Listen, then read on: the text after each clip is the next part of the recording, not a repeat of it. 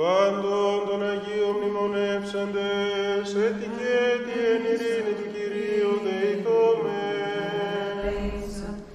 Υπέρ των προσκομιστέντων και αγιαστέντων τιμίων δώρων του Κυρίου δεηθώμε.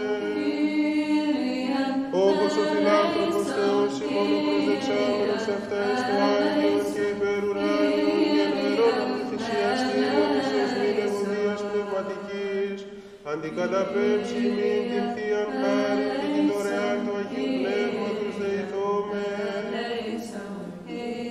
Την ενότητα της πίστεως και την κοινωνία του Αγίου Πνεύματος ετισάμενοι εαυτούς και αλλήλους και πάσα τη ζωή ημών Χριστό το Θεό παραθόμεθα.